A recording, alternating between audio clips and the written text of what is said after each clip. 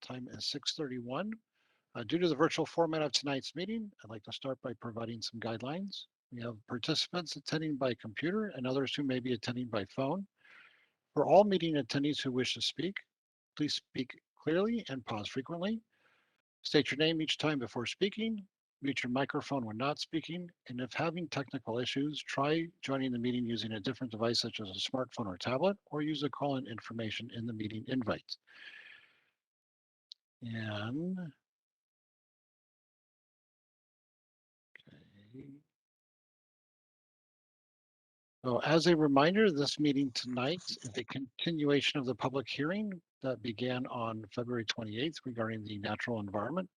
The public comment portion of this public hearing was closed on March 10th. Therefore, no more comments will be taken on those topics tonight. We will, however, offer time for general comments after tonight's deliberations. Attendance. Stephen, will you please call the roll for commissioners tonight? Yes. Commissioner Milligan. Commissioner Lewis. Here. Commissioner Monahan. Here. Commissioner Voice. Here. Commissioner Bader. Here. Commissioner Fowl. Here. Commissioner Zaragoza. Oh, Commissioner Zaragoza is actually excused tonight. Chair Fowl, you have a quorum. Excellent, thank you. All right, and so first order of business tonight, let's go ahead and approve the meeting minutes. Are there any corrections to either draft of the April 7th or April 14th meeting provided in the agenda packet tonight? Okay, hearing none, the minutes are approved. Okay, the next item on for tonight's agenda is the regular business in the continuation of the public hearing for Title 18 Natural Environment Updates for Outdoor Lighting and Final Amendments. Minnie, will you please get us started with the outdoor lighting and amendments? I'm sorry, not Minnie, Lucy. Sure. Stephen, can you give me screen sharing rights? Oh, and while Lucy's doing that, just remember that we've already asked all the questions for that. And so tonight is supposed to be deliberations only, but I suspect there might be a question or two.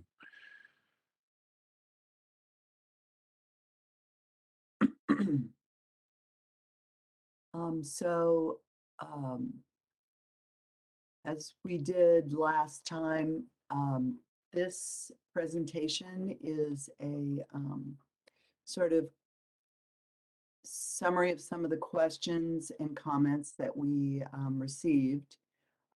These are the ones, these 5 are the ones that were in your memo. I know this was in the way back machine, so I know we're all catching up a bit, and glad to try and help if I can. So just going through a couple of the things that we heard comments about. One had to do with internal building lighting, and that's not regulated by this code, but instead by the building code, in particular the energy code. And there's also a requirement for occupation sensors, which will turn lights off automatically when spaces aren't occupied. And that's not just at night, but at any time. Accent lighting was another thing that we got comments on. It's decorative, not for function or safety. So I think that's an important thing to keep in mind. To some extent, it's what's pictured in the lower right-hand image. I summarized what's currently allowed in code, but I think one of the main differences is that the current code's regulations for accent lighting is performance-based, meaning it talks about, it's a little vaguer, it's more about how it's supposed to behave, not more prescriptive. And we've moved towards a more prescriptive set of standards to make expectations clear for the community, for staff, and for applicants. I know one of the questions was submitted by Christy Triple in the image on the upper right. There was a question about whether something like that would be allowed, and I think the thing I would point to is that there is a cornice or eave at the top of the building that catches the light, and that's what we allow is contained uplighting. And so from what we can tell of this image, that would be allowed. A lot of discussion around thresholds and trying to understand, or we've been asking you all about thresholds, and we wanted to provide some illustrations of what those thresholds mean. So there are three different sort of thresholds that we use in this document. One is residential, and these examples are approximations of the thresholds. I didn't find exact examples, but the residential is 7 units with no common space. I believe this project probably has 8 units, but it's similar. For the small and simple projects, their threshold is less than 4,000 square foot of building and a half acre or about 22,000 square feet. So this example is about a 3,000 square foot building, and the area highlighted in yellow is the size, that half acre size. And then of course the complex projects are anything above that. And the example I provided was Revel Issaquah, which was also called Gateway Senior. So part of the importance of those thresholds is the actions that you have to take depending on the size of your project. For new construction right now, there's no real distinctions. You need permits. You may need a lighting designer for almost anything, whether you're under the general lighting code in 1807 or the Central Issaquah Code in Chapter 17. What we have proposed was that for residential, instead of, well, residential isn't currently regulated. So we are proposing to regulate lighting following the model lighting ordinance, and also to try and control the amount of light there is in the city. But we aren't requiring a permit. Lighting would only get reviewed if it was part of a larger permit, such as a building permit. Otherwise, you would just comply and we wouldn't review it. For a small and simple project, you would need a permit, but you don't need to hire a lighting designer. That isn't the case right now. If you had a small commercial project, you would need to probably hire a lighting designer. What this would, while you're going to get a permit, you're going to do that, a small property owner could use their architect, their contractor to just do the lighting consistent with this prescriptive code. And then for the bigger, more complicated projects, you would hire a lighting designer. Another set of questions that we got was about bringing things into compliance. The two codes that have the most to say about that, it's really hard to know. It's you're supposed to conform to the fullest extent practical and feasible, which is a pretty hard threshold to navigate. So what we proposed, again, consistent with the model lighting ordinance, is that all new lighting would comply, and that if you meet certain thresholds, that then you would bring your project into compliance. And those thresholds are, you're adding 25% to the project, units, gross floor area, seating, parking, or you're changing 25% of your exterior lighting. So it's much clearer when you need to come into conformance.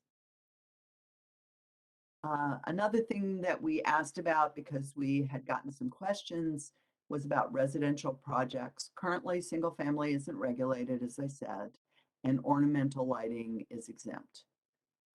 Under the model lighting ordinance, most single-family projects would it be in Zone 1, and that does not allow any of the low voltage lighting.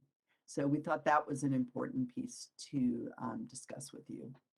You are allowed to have one unshielded light, but other than that, everything else would be shielded. So the center and the lower image show you sort of what the difference is between an unshielded and a shielded light. The last piece was had to do with outlining buildings. Currently, we allow strings of lights. The code allows holiday lights up to 78 days. It's very focused on the end of the year. And in Old Town, outlining buildings is prohibited. So we had carried that forward, exempted strings of lights, allowed festival lights, limited them to 60 days so that it could be, we're seeing this happening all different times of the year, all different kinds of activities. So instead of focusing on the end of the year, we focused on a period of time that could happen at any time. We had prohibited outlining buildings. Several commenters brought up the conflict between allowing festival lighting, strings of lights, but not allowing outlining of building. So one of the suggestions we had was to allow the outlining of buildings such as this upper right-hand image in which individual white lights outline a building, rather than allowing any color and continuous outlining of buildings such as shown in the upper left. That's not in the code right now. That is a proposal back from staff in response to this valid conflict between those pieces. And that's the end of my presentation.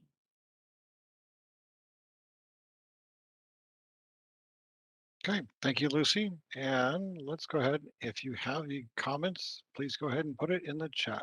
Or if you have a question, it's like just limited to one question or so. I think we can, tonight's going to probably be pretty short.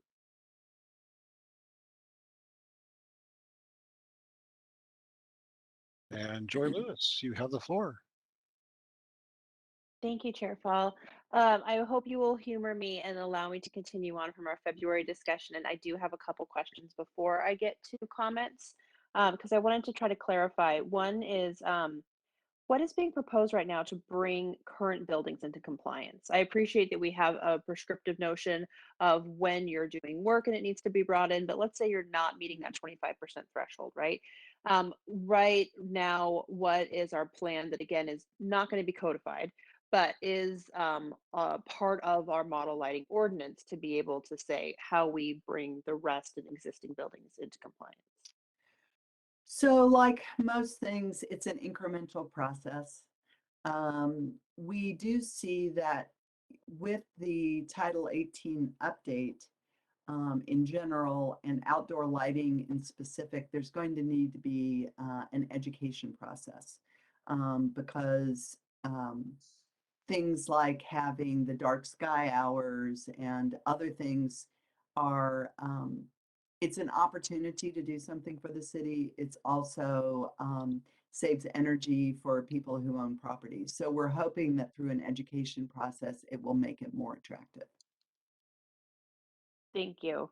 I'm curious, and when we're talking about the simple projects, traditionally, what I've experienced in the code is that we have an either or. For instance, if your building is this amount of square feet or your property is this amount of square feet, and then we would tend to do whatever is lower, for instance, right? As an example. I'm curious why there's two different numbers right now. Well, I think part of it is, so I'll say the model lighting ordinance, these are our thresholds. The model lighting ordinance did not have, they either did the prescriptive or the calculation. They didn't use both. And this seemed like an opportunity to provide an out. a simpler process for smaller projects, which was certainly something we've been hearing about. The reason that we proposed both is this is outdoor lighting, and you can have properties that are where they are not building a building, right? It could just be a parking lot, or it could just be some other outdoor activity that doesn't have a building. So we felt it was necessary to not only look at the site, not just look at the building, but also look at the site. Rather than saying when there is no building, therefore this is the square footage, to be as simple. Because right now it reads a little confusing. It may end up getting cleared up a little bit, but again, it's just more based on my experience of how we've done our code previously. Sure. I- No, I take your point. Okay. And the other piece. My that point we- is that I was confused, not that it's wrong. Yeah, no, but where you're confused, we're likely to have confusion later on. So I think it's a good point. I also think the question is whether it's the total site or just the amount of the site that's being disturbed. So I think that there's definitely more refinement needed there. Okay, my last question is about the seasonal lighting, because this is something that we kind of have old code, new ideas, right? So I was a little bit confused. The seasonal lighting, is it being proposed that it's for 60 days total throughout the calendar year, or is it 60 continuous days? Like in 60 theory, could you put it up, delight it for a week, and then put it back up? So what it says is 60 continuous days, off for 30 days, then you can do another 60 days. So the So in theory, idea, it's 120 per calendar year. well, no, there's not a maximum. So basically you could have some event every quarter that you wanted to have the lighting up for.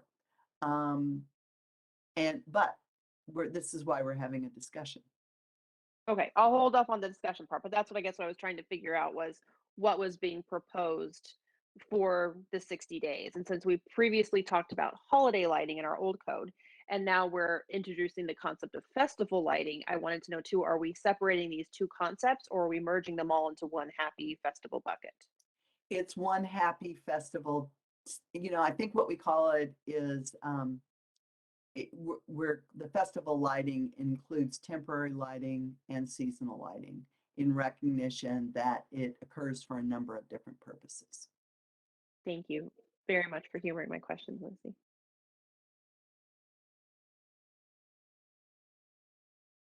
And actually for tonight, Joy, because I think tonight is going to be so short, you can blend comments, your deliberation and your questions together if you want. Oh, you know me, Chair. I have a lot of comments, so I'm going to let someone else go next. Okay. All right. Is there anyone else who has a comment? Or, okay, actually, Stephen's saying let's ask questions first. So we're going to stick with the original plan. Questions. Jason, you have a question. I do, Chair. Excellent. You have the floor. So, Lucy, one quick question for you is where did you guys get the 7 threshold? Is that pulled from a different part of code? Because I personally like consistency. So I am curious, where did you guys get that number? I'll take a step back and say that 4,000 square feet for the small and simple threshold does come from our existing code. That is the threshold at which one of the triggers for a land use permit. So that one did come from our existing code. The 7 units came from the model lighting ordinance. I think that there has been discussion, is that too high? Maybe it should be lower. On the other hand, to not require a permit might be encouraging of missing middle, keeping the costs down for housing, small housing projects. And so we just left it at the model lighting threshold of 7. So there's people that actually think the threshold should be higher? I haven't heard higher, I've heard lower. Lower. Okay. That's the only question I have at the moment. Okay, thank you, Jason. And Commissioners Bader, you have the floor. Yeah, hi, this is Sarah Bader. I just have a follow-up question to that. So the 7-unit threshold is just for requiring a permit, right? It's not with complying with code. So they're still required to comply. It's just whether or not a permit is triggered. Exactly. Thanks. Okay, and thank you. And Commissioner Bader and Commissioner Voice, you have another question. I do. Commissioner Voice. So one thing, Lucy, that has been a bit of a struggle for myself is all of this is coming from different parts of code. And the one thing that sometimes is not clear in our packets, is this applicable to the entire city? Is this just Central Issaquah? Is this just Tallis? There was some brief writing in our agenda packet today talking about Tallis and Issaquah Highlands being here. I think that doesn't have to do with the lighting. I think it's a different area of our packet. So my question is this lighting for the city throughout? Is it a particular area of the city? Are we talking about Central Issaquah? Because I know some of this stuff's being imported from the old town plan. Are we talking about the entire city? So thanks for helping me know when to step back. So we have 3 lighting codes right now. We have 1807, 107, which is outdoor lighting that applies outside of Central, Issaquah Highlands, and Tallis. Central has its own lighting standards, Chapter 17, and when Tallis and Issaquah Highlands development agreements were terminated, they were brought mostly under the Central Issaquah umbrella. So Issaquah Highlands, Tallis, and Central are under Chapter 17. The rest of the city is under 1807. Then Old Town had some additional lighting standards that just applied in Old Town. The proposal is to bring all of that together and have one set of standards for the entire city, except where there are still active development agreements. Great. Again, I like consistency. So even though I know that different neighborhoods have specific needs, I think it's the right direction. All right, and thank you, Commissioner Voice. So I have a question. So Lucy, you said the lighting standard for outlining buildings would be prohibited in Old Town, but we have the Eagle's Nest, the Levitate, um, Fire by Glass or Art by Glass. We have the apartment building. We have the Village Theater, Finn's Bistro, the Teriyaki Place, and even the Shell gas station are all outlined in, they're all lined with lights at the top of the roof line. So how would you address that? Are you suggesting we remove them, put shields over them? How does that work? So the outlining of buildings was prohibited, and I'm trying to find the exact page, in Old Town. Doesn't mean that people haven't done things in the process. Because the Shell gas station is owned by the city. Right. We are in violation of ourselves. Well, hopefully not. This has been, and maybe the distinction, Chair Fall, is that the code didn't allow outlining in neon tubing, which was part of the reason why we were suggesting using the individual lights rather than the continuous lines. So I think, these are why we bring this to the commission, is to have a discussion. I think we were bringing forward what we were finding. I think that we're looking to you all to give us some direction as well. Okay.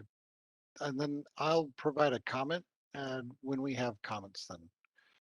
So that's it for my question. Let's say, okay, uh, we're going to formally move over to comments, but before we do, just want to clarify, does any of the commissioners have any final questions before we move over to and deliberate on comments? Okay, so we're going to go ahead and move our chapter over to deliberations, and we're going to open with Commissioner Lewis, who has a comment. Thank you, Chair Fall. I want to start this off by with a comment that really goes to monitoring and reporting. I think that we need to figure out how to provide for that monitoring and reporting of light pollution, about how we're going to identify it, how it can be brought into compliance that isn't reliant on a model of tattletale, right? Of I'm going to call the city on my neighbor. I am very bothered by this and I'm going to get so irritated. So I'm going to come and let it out on the nearest civic employee I can find. When we talk about bringing ourselves into a new era of being in alignment with all of our policies, including our climate action plan, I think we need to talk about something that's missing right now from really our whole environmental buckets 1 and 2. But I think model lighting ordinance is a good example of being able to identify where do we have lights that have an egregious amount of spillover, right? Right now, we're not mentioning that in our code of having interior lighting spilling out, but that's because we don't really know, is this an egregious problem? Do we have particular spots in Issaquah where we have an abundance of light pollution? And we can only know that from a compliance officer or even a city intern going around and looking at what we have right now, right? That was one of the questions that we had when we were talking about dock lighting, right? Um, is this a current issue, right? When we were early and preliminary a year ago. I think that lighting right now is we're missing a little bit of the of what is an issue and what needs to be addressed. And I think that goes to a heart of talking about monitoring and reporting. So when Ron brings up, hey, what about this and what about this?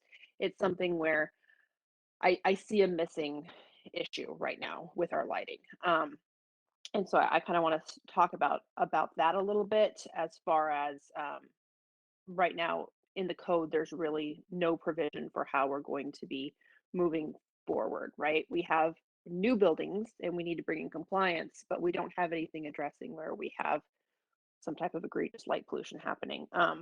Right now, I think that can also go to how we communicate, right, with the community. When we talk about an education piece, there also has to be an awareness of, hey, maybe I didn't know that my building was, emitting an egregious amount of light. And so being able to work with people by actually like letting them know, right? I don't know that if you have a building, you may not necessarily even know that you're in violation, right? And so leaving the onus up on someone to figure something that we don't even know out seems problematic to me. Um, but I do think it's really vital that we stick to our goals, right? Limiting spillover, requiring citywide standards that adhere to the Dark Skies Initiative, and reducing energy consumption.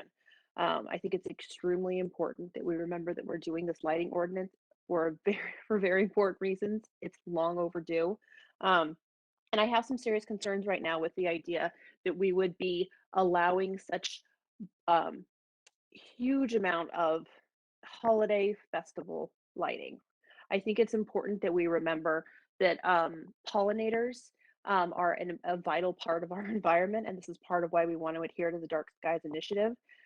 Is Right now, pollination happens year round, but the lowest portion of that is in the winter. So allowing there to be any type of season where you can be having an exemption is seriously concerning to me. So I do think that we need to consider putting either a shorter time frame, because we do need to have allowances for festivals, but then that needs to be like a week long, 2 week long time frame, for instance.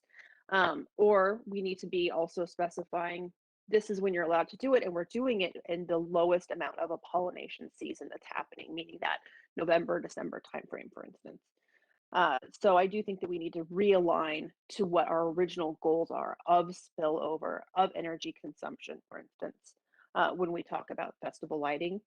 I also think it's really important to remember that the code, and correct me if I'm wrong, Lucy, specifies that, for instance, if you have string lights up, if you have low voltage, that it's for the length of your business hours. So even though Dark Skies Initiative is at 10 p.m., if your business is operating until midnight, for instance, then that supersedes that 10 p.m. and then your lights need to come off. So it's not like people are sitting outside enjoying and we're like, oh, lights are coming down, right? There's specific provisions that have been written in the code that we need to see is a middle ground that already exists. So I'll stop there for now. I do have comments because I know, Lucy, you asked for 5 questions. So when you want to come back to those 5 points, I'll be ready for that. Well, I'll leave that up to Chair Fall. The one thing I would mention about the strings of lights, and this is one of the questions, is festival lights and like patio lights are exempt.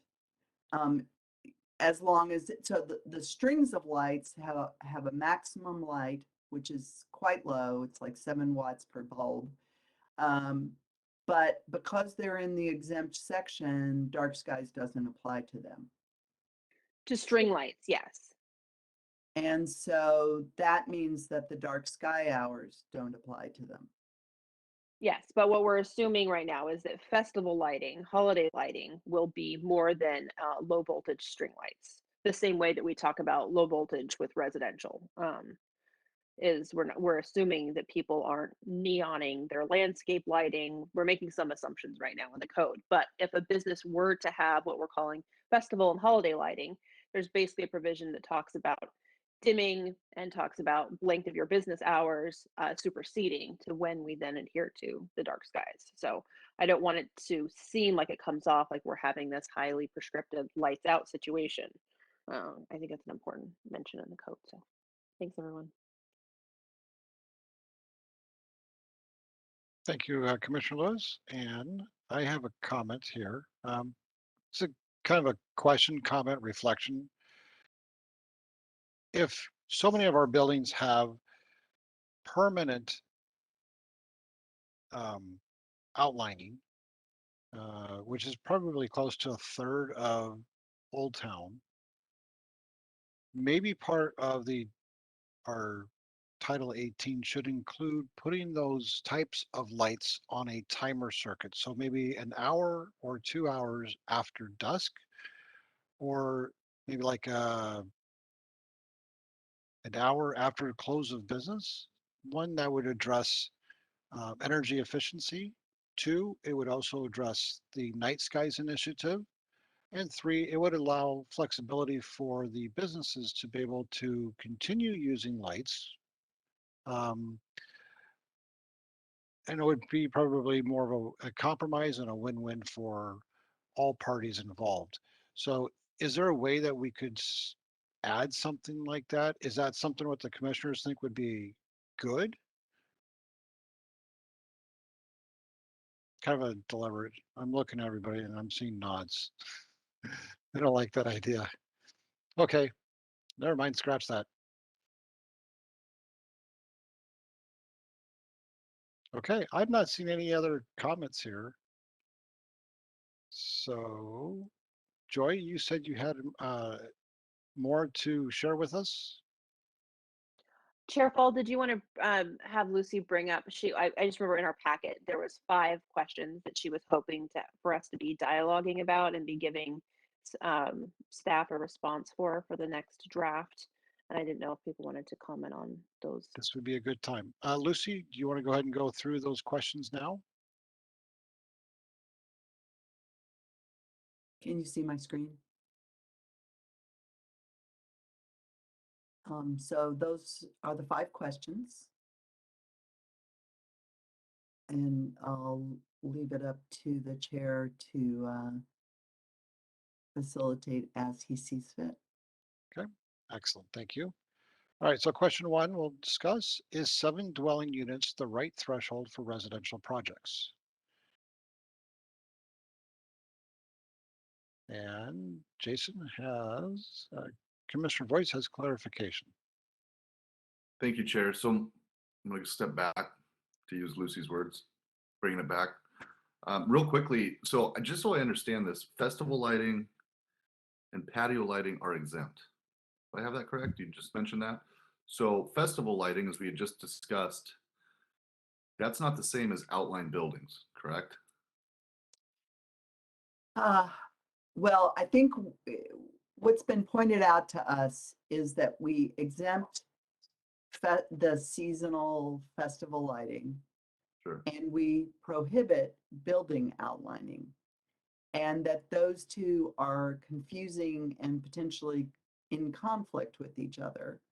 And so that's part of why we have question number 5 is to try and get guidance from the commission on the best way to resolve that conflict.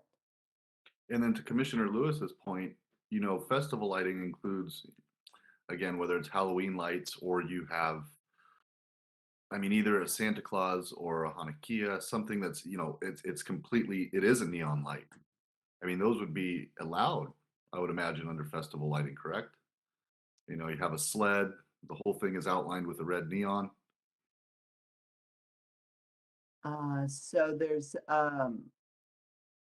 it's defined as temporary lighting installed in connection with holidays, festivals, or traditions. And there is a maximum light level per light.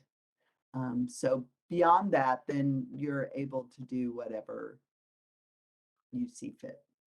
So if we were to go to festival instead of holiday lighting, and to the point earlier with a 30-day break, people could have neon runners and streamers every 60 days on their properties and they'd be exempt. Well, this isn't Just that. trying to get, I'm trying to find that this is the part that's sticking with me. I don't feel like I understand this at all. This particular part. Every 60 days, you're allowed to have temporary festival seasonal lighting. Mhm. You can have it up for 60 days, then it can't be lit for 30 days, at least 30 days. So you could, much of the year, choose to do something. I'm not sure that it's the same, and maybe I'm conflating something, but it reminds me of the sign code when we were trying to figure out the frequency of political signs, the non-commercial temporary signs, and we realized that we don't have a problem now in trying to specify exactly the frequency and then enforce that was a lot. So I don't think we have a problem right now with this kind of lighting. I think many people find it joyful. And so I think the question is, if a problem arose, do we have something that begins to put some edges on a situation to allow a problem to be addressed?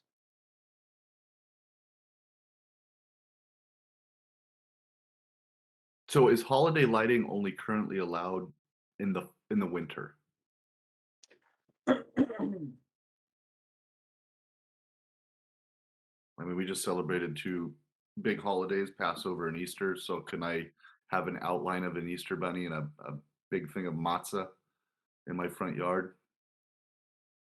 Are I you guess that, asking again, me? well, I'm just wondering because, again, this is where I'm getting stuck. You know, I have my own opinions about all of this. The last thing I'd want to do is come up with some regulation that bans, like you said, what's very enjoyable for people. I mean, think of Halloween, where people put the scary stuff out in their yard. That's my only concern right now is, are we, like, to your point, are we regulating something that's really hasn't been a problem in the goal of trying to make a consistent and formidable code? And then, you know, in a year we find out a lot of people don't like this, they don't appreciate it. Again, I'm stumbling upon the difference between holiday and festival. So what it says right now in 1807-107 is holiday lights, temporary lighting displays for durations of 78 days or less, typically associated with the holidays taking place from November 15 through January 31st of the following year.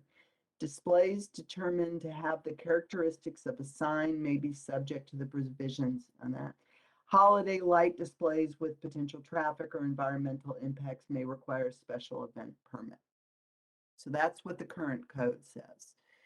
The proposed code says temporary seasonal / festival lighting, provided that individual lamps are less than 70 lumens. Seasonal festival lighting is defined as temporary lighting installed and operated in connection with holidays, festivals, or traditions. For this chapter, temporary lighting is defined as lighting installed and operated for periods not to exceed 60 days, completely removed and not operated again for 30 days. So it actually sounds like we're opening it up. If I'm getting that right at all. Because again, I think the very first thing you said, as far as the code as we have today, again, focuses on those winter months.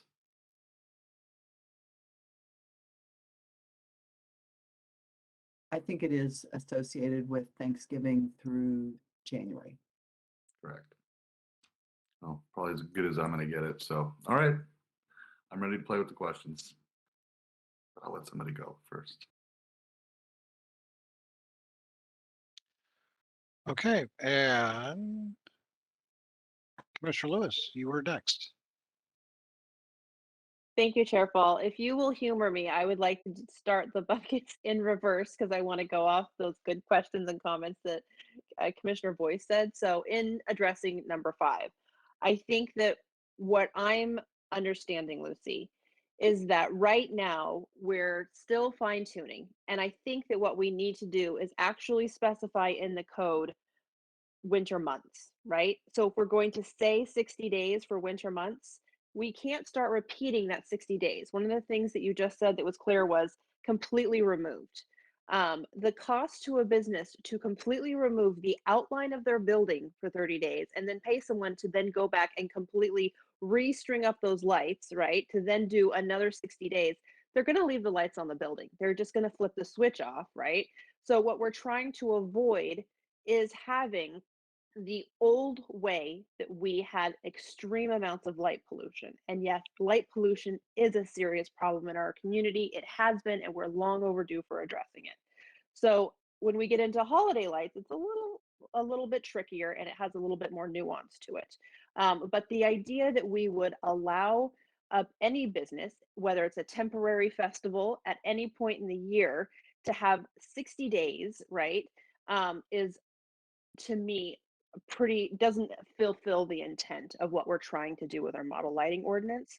So I'd be happy to take this offline. I have plenty of ideas of what we can do to be more prescriptive, but I'm positive, Lucy, that that you know that we need to, in a way, say this is what we're allowing for this, right? And so whether it's then saying 2 weeks, right, to allow for holidays. But I don't think what we're trying to address is something that is reflecting of whatever holiday you choose to celebrate at any point during the year in your yard. What we're worried about is businesses leaving egregious amounts of light on for the sake of some type of aesthetic beauty. What we recognize is that the old way that we consumed energy is not sustainable.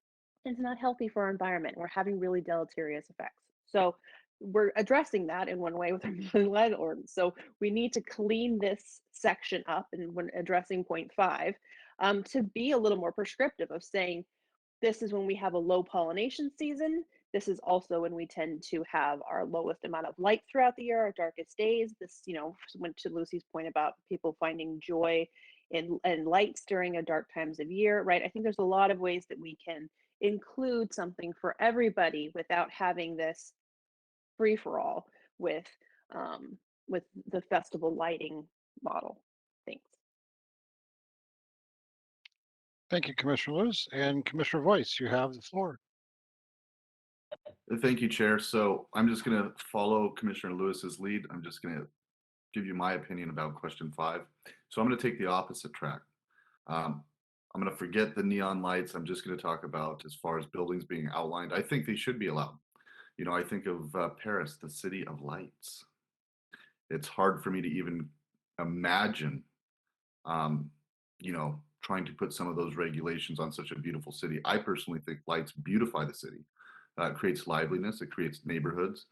Again, I think we could probably have separation between areas like Old Town, areas like Issaquah, Highlands, commercial area, or central Issaquah. And I think we can make distinctions between that and residential areas.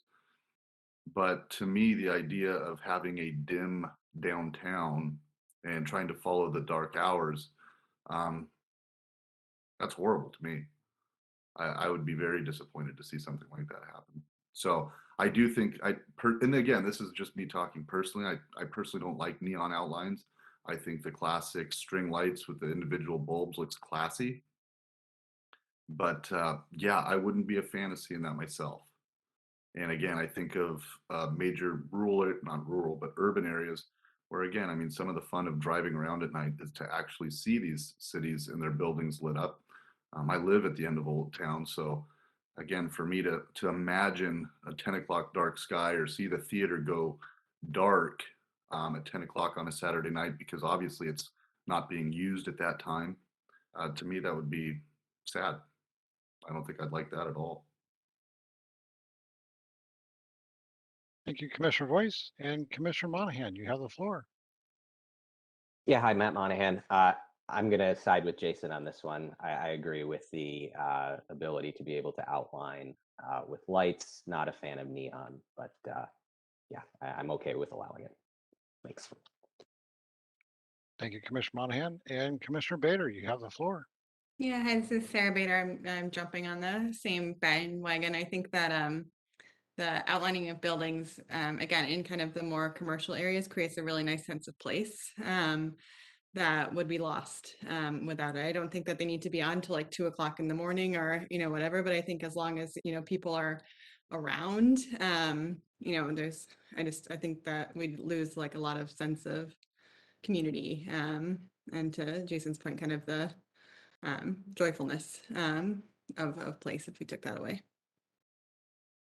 And thank you, Commissioner Bader. Okay. And I guess I'll go. So I actually like what Joy Lewis brought to the table, as well as what Jason brought to the table as well. And to my point earlier tonight, shielding. So if 2/3 or a third of downtown, Old Town Issaquah right now has um, outlined roof lines with lights, why couldn't we ask the owners to put on shields over the top of the lights to help eliminate some of the light pollution that would be going up into the sky? And so therefore there would be more light reflected down, which would, I think, solve some of the dark sky issues. The business owners would be happier with that outcome because then it would be, to Jason's point, it would be more beautification to this to the downtown. It wouldn't look so dark and gloomy, and put maybe timer controls on it. So at 2 o'clock in the morning, to Sarah's point, you don't necessarily need all these lights on because there isn't that much traffic going through there, or at least there's not business traffic coming through those times. And so that might be an option, is to say, the dark skies initiatives kicks in at a certain time, so you have to have the roofline lights turned off, and you have to put shielding over it. However you want to shield it, I don't know. That's something that has to be determined. But right now there isn't any shielding, and they're on all night. So yeah, Commissioner Lewis, I'll let you go for the comment. Thank you, Chair Fall. Just a quick point of clarification. Dark Skies Initiative is not one that aligns to darkness, actually. Maybe I think there seems to be a little confusion. It's actually a dimming. I believe our code calls for a 30% reduction. So it doesn't actually say that now lights are no longer allowed, everything goes dark. There seems to be a little bit of a confusion on what that is. And so, and to Ron's point, where you place your lights, right, whether it's under your eave or whether it's basically stapled to the outside outline, does make a difference on that spillover that ends up happening and causing that light pollution. Thanks, everyone. Thank you, Commissioner Lewis. Commissioner Voice. Yeah, I think it's 30% is what the dimming is for dark sky. But again, I'm just kind of imagining a nice night out on the town, Saturday night. You're at, I guess we shouldn't plug any brands. So I'll just say you're on Front Street, you're having a drink with a buddy, and all of a sudden the lights go 30% dim at 10 o'clock. I mean, does that start making people think, oh, they're closing soon? And again, that's my fear. And again, this might be starting to go in the wrong direction of what people want, but maybe lighting districts, I don't know. But again, I'd hate to see Old Town start dimming down during the dark sky hours at 10 o'clock. I mean, that's part of the fun. Again, not every part of our city is Old Town or again, the Issaquah Highlands commercial area or central Issaquah. So I don't know and again, I know we're trying to make this code consistent across the board, but our city isn't consistent across the board. There's different needs in different areas. But again, to Commissioner Lewis's point, yeah, it does only dim about 30%. But again, it starts giving the feel that it's closing time soon. And I think it does start at 10 or whatever, half hour after dusk. So again, not necessarily a fan in certain areas. But again, in residential areas and certain, definitely commercial areas where industrial areas, not really a problem, but some of our livelier areas where like the H's or Jacks, I had someone tell me the other day that they thought Old Town reminded them of areas of old Europe. So that was a nice compliment for our city. And again, I can't fathom some of these cities, turning it down in particular areas myself. All right, and thank you, Commissioner Voice. And Commissioner Lewis, you have another comment here. And I think after this, we'll go ahead and wrap this up and allow Mooney to go into the next. Lucy actually had her hand raised ahead of me. Oh. The only thing I was going to add, in case it was useful to the commission, is we do have light zones. And so CBD and Issaquah Highlands, Grand Ridge Plaza are both in the same light zone. So there is a possibility, if that appeals to the commissioners, to tie certain things to the light zone.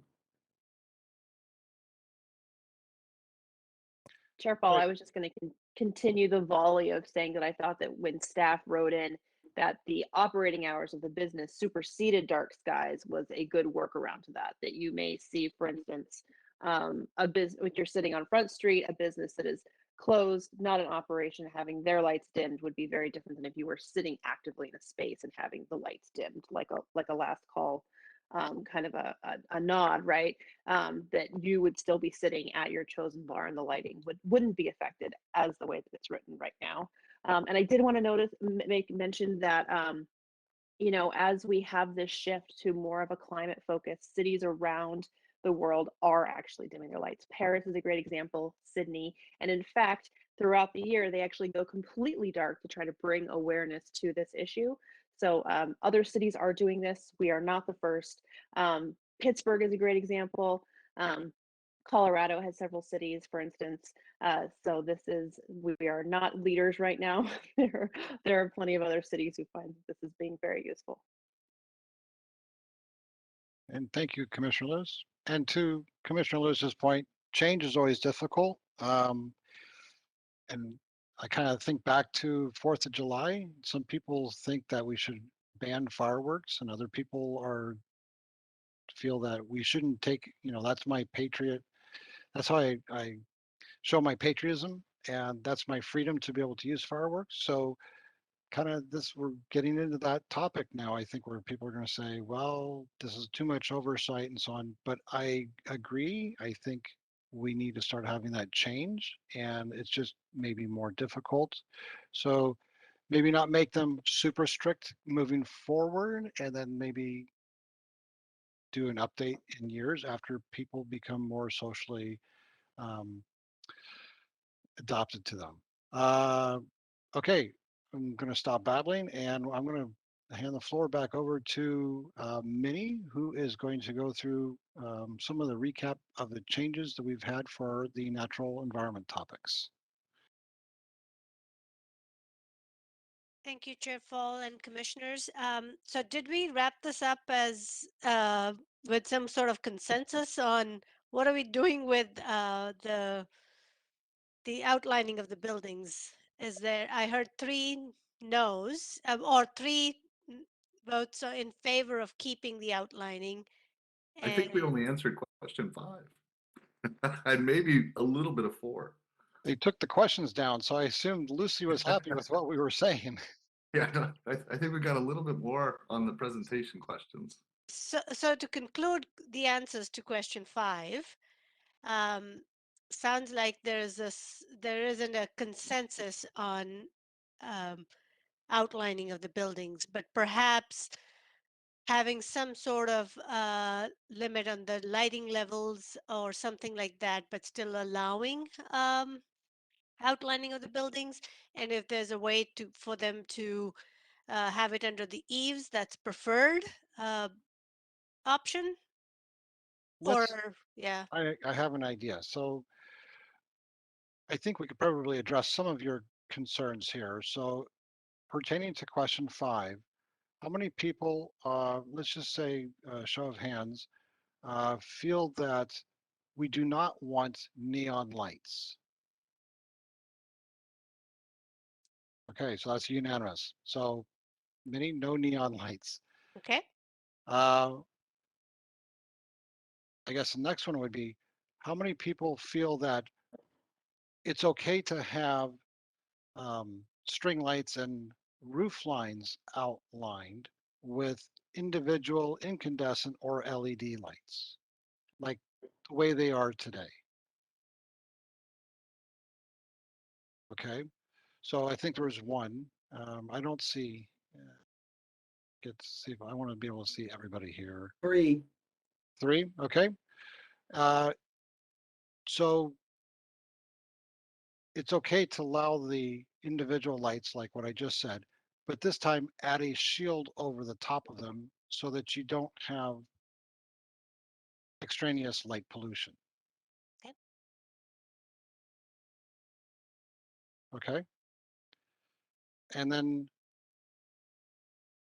how many people would say, and I think, Joy, I want to make sure I include your comment here, to have those lights removed so that they are not on, but only for 60 days?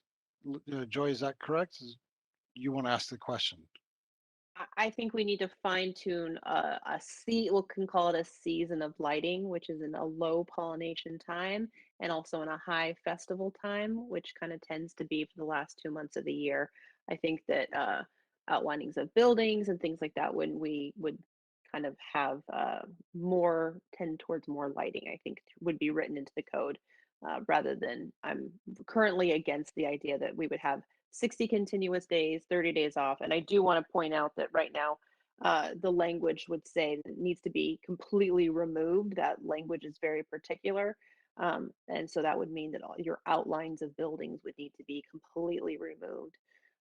If that's how we feel, then we need to be managing how that's being monitored. So to your point, Joy, that lights only off for 30 days in between instead of being physically removed would be acceptable. No, I think we should limit to 60 days. I don't think that the 30 and then the 60, right? And so if you're going to say the completely removed, then I say we I mean, I think that's an extreme use of a business's resources. So instead, I would propose a season of lighting that also aligns to when our community is darkest and people would like to have more festival lighting because we tend to have a lot of different holidays during a time, right? I think there's a lot of justification for there being a period of time rather than continuous outlining of buildings throughout the year. Okay. So Now, there's- maintaining the existing code, which has one time a year when you're allowed to do it. But right, I think it's like 78 days or something. It's it's pretty long. So I like the idea of a 60 because I think it makes a lot more sense when we talk about fall pollination. It's pretty vital that the insect and pollination members of our community be able to get the stores that they need to be able to then migrate. And so fall pollination is something that's often overlooked and extremely vital to keeping that system of rotation going around in the hemisphere. Okay. Can, And can I so to can I say Jo- something, Chair Fall? Can I interject? okay. Yes. Yeah. So real quickly, because I feel like a light bulb just went off above my head. So I think if I'm getting this correctly, we're talking about seasonal lighting, and I guess to Commissioner Lewis's point, and maybe this was what Lucy was trying to explain. Again, this has nothing to do with the building outlinings. This has nothing to do with anything we're talking about as far as Old Town or the zoning lighting. This is just seasonal lighting, and again, I can get behind that. I can get behind, whether it's 60 days or 30 days. I think you're going to have a hard time getting people. I mean, everybody knows what happens around Christmas. I mean, those lights, getting people to pull that stuff down is, it's kind of like a cultural sticking point for people, right? People put up their lights right after Thanksgiving. So definitely funny as a sitcom. But I think I can get behind that. I just want to make sure I'm understanding what we're talking about. Seasonal lighting, festival lighting. And then, yeah, we don't want to see rope lights go up every 30 days or neon lights going up every 30 days. This has nothing to do with what we were talking about as far as building outlining. We're talking about Santas and sleds and, menorahs and stuff all year round in people's yards. Correct? Feels like I was onto something. I had like epiphany. Maybe that wasn't it. Well, I don't want to take away from Joy's. I think hopefully I was adding to it, but maybe I wasn't. So Joy, let's just clarify. Are you referring to seasonal only? So it's 60 days, that's it? Or are you referring to permanent outdoor lighting of roof lines and buildings? I am against the permanent lighting of roof lines. They cause spillover, which causes an extreme amount of light pollution that causes an egregious amount of overconsumption of energy and affects nighttime pollination, which is a huge part of our food supply system. And I think that our outdoor lighting ordinance needs to address several issues that we have brought up as a community and aligned to in the climate action plan. I also think that we should be allowing for there to be additional use of lighting during seasonal times. And I think that it would be fine to be highly prescriptive as to when that is. So I think staff has my comments, and I think that they would align to a lot of the comments that have been made by the environmental board. And so they're not new comments that they've heard. So I'm confident that staff understands where I'm coming from. And I look forward to seeing where they, how they want to gather and move forward, since it sounds like there is a majority on the commission that thinks that the outlining of buildings should be exempt from that. Okay, and so let's show hands that support Joy Lewis's ideas of moving forward.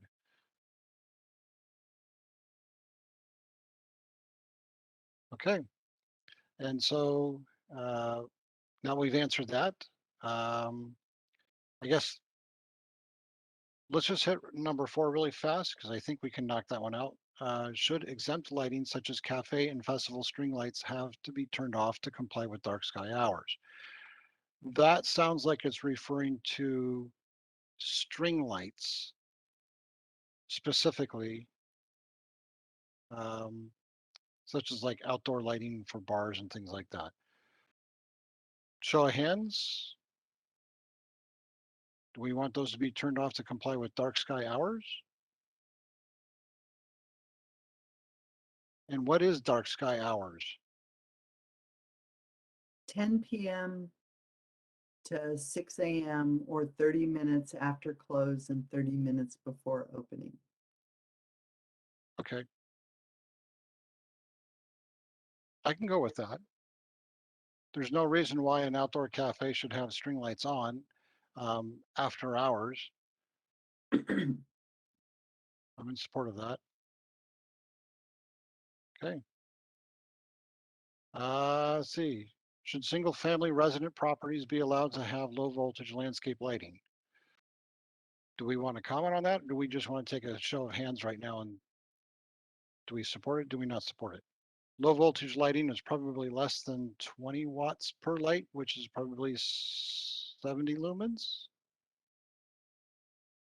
I think the question though should be, is the outdoor landscape lighting pointing up or is it shielded? Is there a difference, Lucy? Sometimes people like to point the lights up to trees to highlight the trunks. Sometimes they're in the trees pointing down. Is there a So the- distinction? Is there a difference? So the low voltage lighting is defined as less than 24 volts and has an output of 525 lumens, which is 800 lumens is 12 watts. So we're talking pretty low. And then it's such a technical thing. And then there's line voltage landscape lighting, which is even lower. So I think it is low voltage, low output lighting that is in the landscape. I'm not sure, it doesn't specify whether it points up or not. But the model lighting ordinance does not include this in the zone that includes all single family. And so there was a comment from the community that they were concerned that landscape lighting was being precluded. I don't know that we want to regulate that. If it's even an issue, we might be a problem looking for a solution, or we might be a solution looking for a problem in that case. What do commissioners think?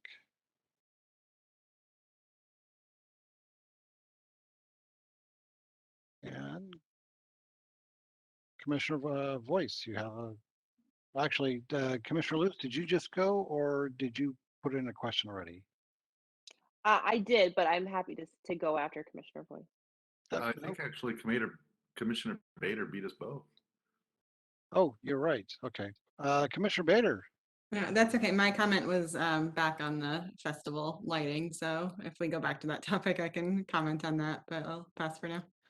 Well, you didn't comment on it before, so um, let's focus on this question first, and then we'll come back to your festival lighting. But be sure to remind me so I don't forget, okay?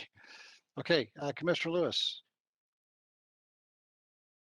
Thank you. I do not think that we need to be regulating low voltage lighting.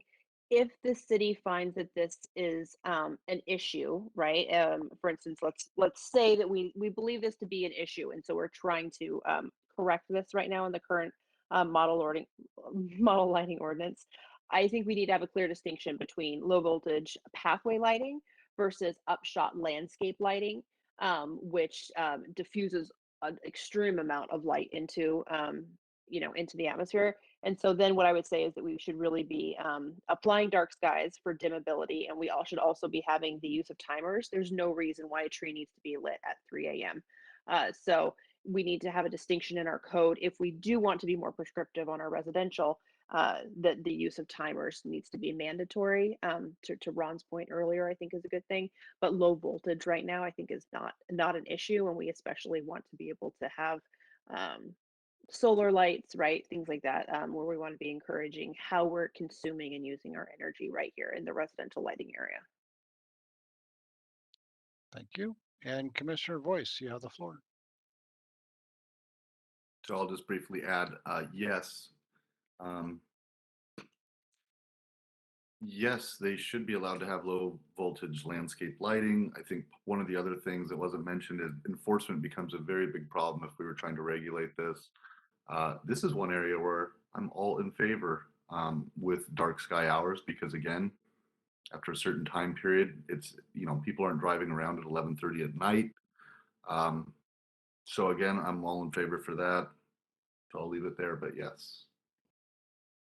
Okay, and thank you, Commissioner Voice. And now we'll go back to Commissioner Bader. So go ahead and ask your question. Sure, it's just a comment, and not to kind of keep going on and on about this, but I just wanted to say that I think from it's not like an equity standpoint, but I don't think that we should be like regulating the holidays that people are allowed to like celebrate on their yard. So from that perspective, I like the idea of being able to kind of put something out, you know, at different parts of the year based on what it is that you like personally want to celebrate. That being said, I don't think you need 60 days. I think to Commissioner Lewis's point, like a 2-week, you know, like even if it's like Halloween, for example, right? I put lights out on Halloween, like on Halloween for that like one day, right? So I don't think it needs to be 60 days. I think 60 days is really excessive, but you know, do we allow for like a week or 2 weeks throughout the year as an alternative? Okay, and thank you, Commissioner Bader. Okay, Commissioner Monahan, do you have anything you'd like to add? Your feedback is always great. On question 3, I agree. We should not be regulating low voltage landscape lighting at this time. Okay. And moving on, question 2 is a 4,000 square foot building and a half acre, 21,000 square feet property, the right threshold for distinguishing small and simple complex non-residential multifamily projects. And Commissioner Lewis, you have the floor. Thank you, Chair Fall. I'm going to reiterate something that I kind of alluded to in my question, and that really is that I think that the question you posed to us really gives us another question is, are we lowering it? Are we raising it? I mean, I would tend to go with whatever's lower. So I would have us be a little bit more prescriptive right now in the code rather than having this mention of both the square feet of the property and the building. I think it's a little bit muddy right now. And so I think that whatever the city decides the threshold is that they're comfortable with, just pick the lower one and then have language that says in the absence of having a building on a lot, then this is what it is. Thanks. And Commissioner Voice, you have the floor. Thank you, Commissioner Voice. So I believe number 2 and 1 are pretty much intertwined, right? Those are the threshold questions. I believe Lucy answered this for me earlier. These are kind of tied. These are the numbers that were pulled from land use permits. So again, for me, I kind of like consistency where people can look at this part of the code or this title and everything kind of lines up. So I'm in favor of keeping them. I like the thresholds and I think I like the reasoning why. So unless somebody can convince me why it should be lower or why it should be higher, I like the consistency. Again, it's tied to something that we can point to and go, it's tied to the land use permit. Thank you, Commissioner Voice. And Commissioner Monahan, you have a comment? Yeah, just a quick second to what Jason just said. Yes to 1 and 2. Okay, thank you. And Commissioner Bader, do you have the floor? Thanks, Sarah Bader. Yeah, I agree. I think yes to 1 and 2. I think especially like not wanting to be overly burdensome, and in light of my question before, of just confirming that they do still have to comply. And so given that, I think yes. Thank you. And Commissioner Lewis, you have the floor. Thank you, Chair Fall. I would agree, and I would encourage staff to basically decide what they want the threshold to be. Commissioner Boyce's comment about consistency is something that we're aiming for with this current Title 18 code update. I think before we've seen in other language that it would be 5 when we're talking about the use of having a thorough, having an access road, being able to have certain amenities for outdoor spaces be included, right? There's a whole kind of package of where we're having a threshold with the intent also of trying to entice a missing middle within our community. So I do think that whether that lands on 5 units versus 7 units, I think whether it's 9, I think the city needs to come to a consensus so that throughout the code we have one consistent, this is where we feel this is a small building amount versus a medium building amount. If city wants that to be 5 versus 7, I just kind of want you guys to tell me what you want, and then we can have a debate on that. But right now, I care more about a consistency throughout code. Thank you. All right, and thank you, Commissioner Lewis. Okay, now with that, I think we answered all 1 through 5 questions. Lucy, do you have any feedback or clarification questions for the commissioners before we move to Minnie? That was great. Thank you. Okay, excellent. So with that said, Minnie, would you like to take the floor again? I know we gave it to you before, but it's all yours now. Sure. Good evening, Chair Fall and the rest of the commissioners and members of the community. So we just wanted to, circle back with you on what we heard from you on the other topics. We took that feedback to council study session, and then we included in your packet a list of things that are going to be guiding us to work on the second draft of all of these topics.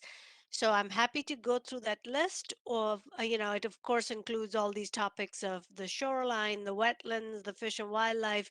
But if really what we want to do is to make sure that you all feel we've captured all your concerns in that list, or if you have anything that you feel is missing that we need to include. Um, I don't have anything else other than what was in your packet for that list, but I'm happy to bring that up on the screen if it's helpful. Yeah, Minnie, I think what would be good is if we went through the Okay, list, like, sure, and that way we were able, you could ask the questions and the clarification, and then we could close out and move on to the next topic, because you got a couple topics here. So I want to make sure that sure. we So, answer what you're looking for. sure. So let's see if I share my presentation.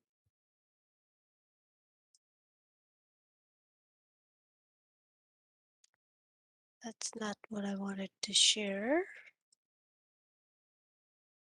You guys able to see my screen that says shoreline management plan on the top? No, it says chapter 18.612, community amenity spaces. Okay, well, let's It's see. the Adobe Let me try one more time. PDF. So I'm just going to share my screen.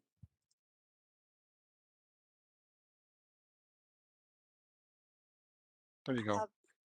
Okay, great.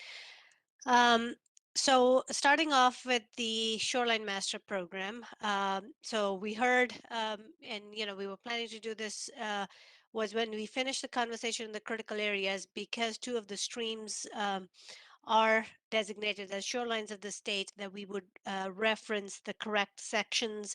We would, since the critical area discussion has removed the stream buffer reduction and buffer averaging, that we would incorporate some of those changes. Um, the other thing was dock lighting.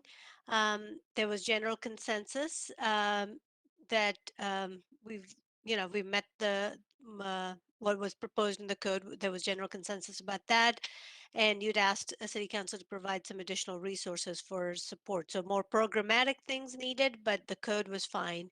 Also, at your discussion, you talked about the bulkhead removal instead of as an incentive. For a reduction in the buffer. Um, one of you had expressed a desire to keep the incentive and the requirement-based approach. This was where you actually get to reduce your buffer if you take your hard armoring from your shoreline away. At this point, at this stage, what we shared with you in the draft was that you have to meet the minimum setback. There isn't an incentive that if you remove your hard armoring that you get a smaller buffer. If you redevelop or build a new home along Lake Sammamish, you would have to create a more softer shoreline, and which is better ecologically, and also you would need to meet the setbacks. So that's in the draft right now. And obviously we'll be coordinating with Department of Ecology, because they have to formally approve this shoreline management plan after City Council takes an action on it. So that was that. Um, I can pause now and let you all say everything good there, or any more discussion needed? Okay, and looks like Commissioner Lewis has a comment. Thank you, Chair Fall. Minnie, for this section on the shoreline mass management plan, I do recall there being one additional point, and that was that we felt that council had given us a pretty narrow list of things to look at in regard to the S&P. As the S&P had been done in 2019, council had said, we want you to go back and deal with, I believe there was 3 or 4 things. We felt that we needed to address the specific scope. However, there was many voices saying that the S&P needed to be looked at in a broader scope in terms of both the climate action plan as well as the whole Title 18 overhaul. So the Planning Policy Commission actually had a pretty narrow view and scope. And so if council wishes to open it up further, then that's fine. If they don't, that's fine as well. But we were answering the questions that were posed to us for this rather than giving a larger opinion as we've been doing with everything else. So I do think that that clarification is important. Thank you. Okay, and thank you, Commissioner Lewis. Any additional comments? Okay, Minnie? Okay, so the next one is the general section in the aquatic critical areas section. So there was discussion about reasonable use exception, how they're different than the variances. We will look at add more clarity, add more definitions, and make sure that the criteria is evaluated so that it cannot be, it's only used for last resources. When you can't do anything else with your property, you need to do a minimum amount in order to get some benefit from your property. So that's going to get cleaned up. There was public comments about private roads should have the same exemptions as public roads, so we'll take care of that. I think you all weighed in and said, yes, that's only fair to treat them both the same. There was discussion about beaver dams, so the state law is pretty clear about it, so we'll reference that in our critical area code. So when they build their dams in the middle of the streams, what's allowed, what's not allowed, what permits are needed. For stormwater conveyance. Then this is number 4 is really there's some archaic language still left over in our code, and it really deals with regional detention retention facilities. We'll make sure that when the city finishes its stormwater management program plan that it's consistent with that. There were also some, we'll also do some test cases to see if there anything additional needs to be fixed. So that was just general topic areas. So we can pause now to get your comments. Okay, we'll open it up to comments. Commissioner Lewis? I was just anticipating you had a comment, but she Brilliant, doesn't have a Chair. comment. My comment is ties together both the wetlands and the streams, which I know you haven't gotten to, but I think it's relevant to say that there's a little bit of confusion about buffers. Why buffers work with wetlands versus streams, and I think the further that we dived into it, this commission ended up getting responses from staff that exposed that our code right now for streams has just been brought along. While there were 2 different changes of feet that were put forward, that we are not right now operating on a best available science, and that more resources sound like they're needed to be able to bring this truly up to date. So I'd really appreciate comments from staff on how we can get more information on types of buffers for wetlands, and being able to have greater transparency on what is possible with having further protections. So I think that this section is something that we would like to have staff come back to us with some better guidance as we move forward with the buffers for wetlands and for streams. Thanks. And thank you, Commissioner Lewis. Commissioner Voice, would you like to make a comment? As far as the amendments that you guys have going into the second tour, what is this, the 3rd draft? No, I'm sorry. The second draft. Second draft. Right. No, they look pretty much what I remember the comments that night. So in addition to Commissioner Lewis's, I think we're good to go. Okay, and Commissioner Lewis, are we coming back to you, or you just put the comment in because I didn't call? I got ahead of you. You're good? Okay.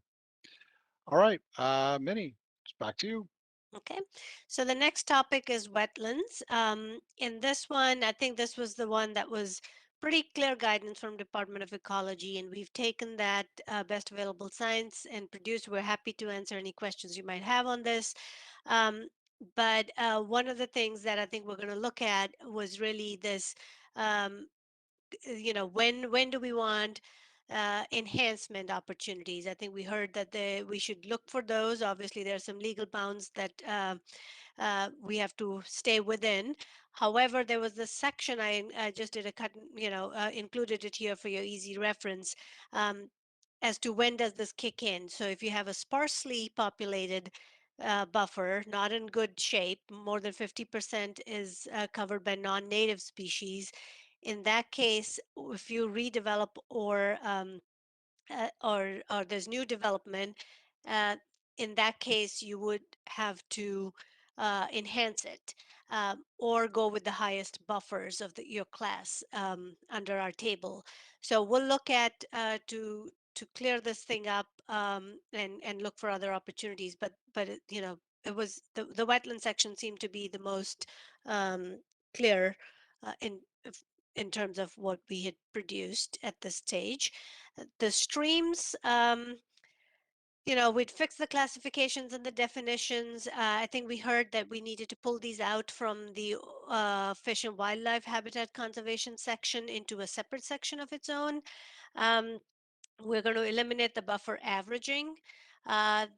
And then we'll include some language about stream bank stabilization. I think one of you or one of the other commissioners had said that in the SMP we have this language, but not in this stream section. So we're going to bring some of those things back in here.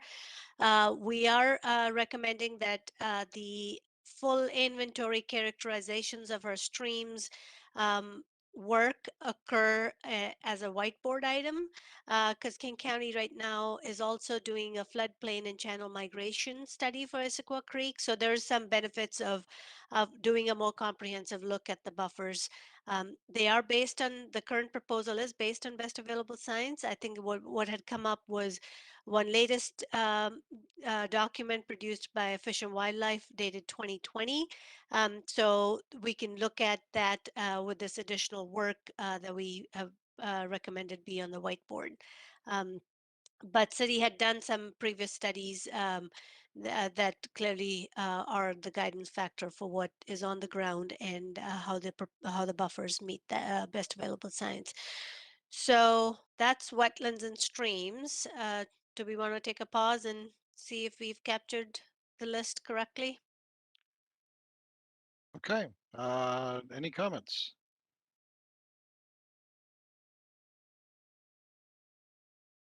I am not seeing any comments, Minnie, so keep going. Okay. Fish and Wildlife Conservation Area. This is the one, it's a new section. There was, it's going to need a little bit more work. We're going to add some context to it, remove some, fine tune some language. We'll continue to modify this to add more clarity, bridge any gaps. We're also going to add additional resources during the update. If we come across anything, we'll bring those forward. There are some maps from Department of Natural Resources and others that we are hoping that we can add those as layers in our GIS system. So nothing, in terms of, this is more of the text editing and making sure the context is clear, and then we have all the resources easily identified. So that's that topic. Any comments, suggestions on that? And Commissioner Lewis? I do, Chair Fall. Thank you. I think right now we have a discrepancy in our code dealing with the use of chemicals, and currently it doesn't reflect the best available science, and it doesn't fully protect our fish and wildlife conservation areas. And so I strongly recommend going back and fine tuning how we allow and where we allow the use of chemicals, not only by the public, but also by the city. Thank you. Thank you, Commissioner Lewis. I also have a comment. The other day, I noticed that a city worker was spraying Roundup on weeds, and they were right next to the creek, next to the community center, which goes into Issaquah Creek. And Roundup is the only pesticide in the world.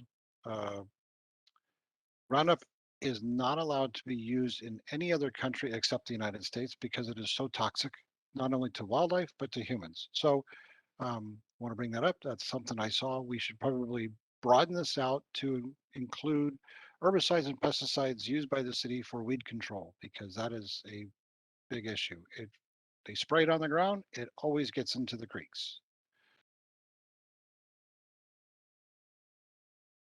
And any other additional comments or questions? Okay. And to Minnie, I asked the gentleman what he was spraying, and he told me it was Roundup. So that's how I know. Mm. I confirmed No, it. we'll follow up. Yeah, I'll follow up. Okay. So with that, Minnie, the floor is yours again. Yeah, so the next topic is the critical aquifer recharge area. So we will continue to work on this. I think last we talked, we've have updated, the report wasn't signed by the company that had worked for the city. So we have the fully finalized report on the website. I included a link in your packet. And then we'll continue to coordinate with Department of Health, Department of Ecology, Sammamish Water Plateau. We've had a few meetings with them to get their feedback on the drinking water supply safety rules. And then I think we heard some comments from Lakeside Industries, so we will continue to work with them to address their concerns. So that's the CARA section. Any thoughts on additional comments on this?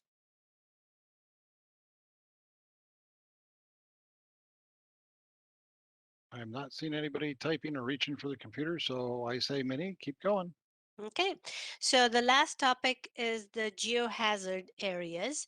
So in here, one of the two complex things that aren't easy to put in code were the non-wetland peat deposits, and then also the dewatering during the construction time frame. So we'll continue to research of making meaningful codes that are legally defensible and we can apply them.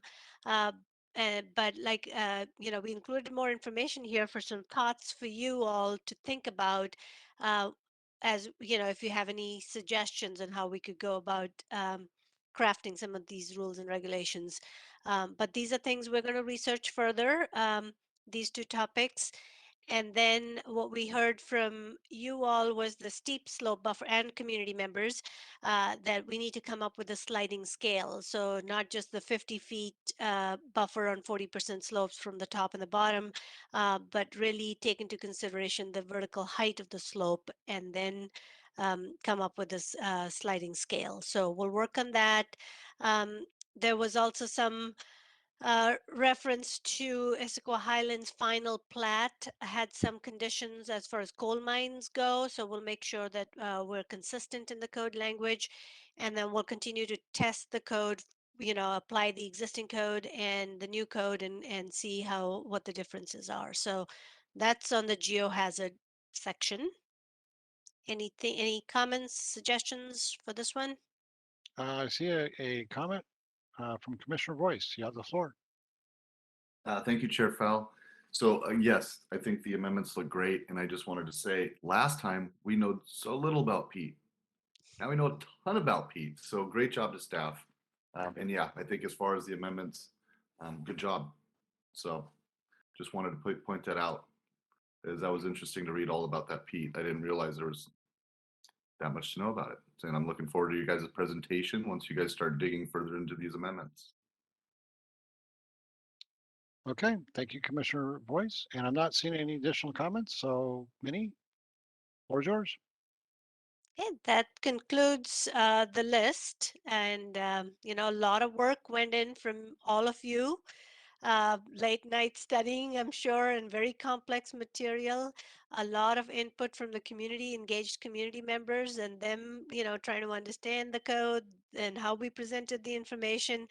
But it's coming together. So we have it at a place where we have our list of things that we're going to amend and include and research for the second go round for these topics. So thank you for all your work.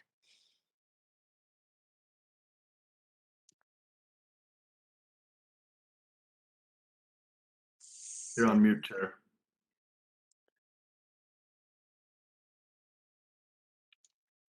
Okay, thank you, Minnie. So it looks like we are concluded then. We are going to move on to the next agenda item, and that would be we will open up to public comment. Now, public comment is not a continuate. This is not a public hearing, so public hearing, public comment from the last hearing was closed. This is general public comment. Are there any members of the public tonight that would like to speak? Chair Paul, I'm not seeing any hands raised, so we'll give everybody kind of a minute. I do want to clarify for public comment that we're taking general public comment, but also public comment on the list of amendments. That the public hearing was not on that list. So I did receive a question about that. So I just want to state that for everybody that's in the meeting tonight. Okay, I do not see any raised hands for public comment. Okay, very good. So with that said, we're going to move on to the next topic here, which is reports. Minnie or Stephen, are there any updates tonight? I do have one just quick report for city council is going to be receiving bucket 2 on May 3rd next week. Just to let the commission know that they'll be discussing it at their meeting next week. Okay, thank you. And okay, moving on to other business announcements. Minnie or Stephen, do you have any other business announcements? We do. I have a couple. We have a new member joining us, and they'll be starting in our May meetings. With that, that means that we'll actually need to be going through required trainings for all the commissioners. And so staff will be following up with all of you to schedule a special meeting so that we can go through the city clerk's public meeting trainings. Many of you have gone through it before, but we have to go through it anytime we're getting new members. And so we'll follow up to schedule that meeting with you all. The other announcement is that we are going to be needing to do a regular review of our rules and regulations. And so at that special meeting, we'll be having a discussion with you all on any potential changes to the rules and regulations. Okay, and thank you. And I do have an announcement. This is my last meeting, so I think everyone here is already aware of it. It was a joy to work with all of you. Hearing your feedback, being able to collaborate with you all and kind of drive stuff to consensus really was a joy for me to be able to sit here and be able to chair this meeting and work with the public. It was a huge learning experience for myself. It was a big stretch for me to come out of my comfort zone like that. So I thank you for allowing me to be able to do that. And hopefully someday I will be back, but with my current job situation and having to take care of my mom full time is just too much of a burden. I can't possibly do it all. So I had to give something up, and this was my favorite thing to do for my leisure time. And so it kind of hurts, but someday I will be back. All right. And thank you all. And with that, we're going to go ahead and adjourn at 8:09. We just Thank want you. to say thank you so much, Chair Fall. You know, when I came on board, you were you were the chair, and so it's been a pleasure working with you for the last year or so of my time. But the city, you know, in general, I think everyone really values all of your time and commitment. But you'll be missed. Thank you. Thank you. Yeah. On the behalf of the city, Ron, you know, you and Richard, even though he's not here tonight, you both have committed so much time and contributed so much for the commission discussions. And even though I've only been helping with this commission for a short while, I've been with the city for a while, and I know that a lot of what you contributed has made the discussions with the commission much more thoughtful and much more interesting. And so we thank you for everything you've done. In other words, it made your life more difficult. Just come out and say it. All right. Well, thank you all. Appreciate it. Have a good evening. Thank you, Yeah. everybody. Have a good night. Good night.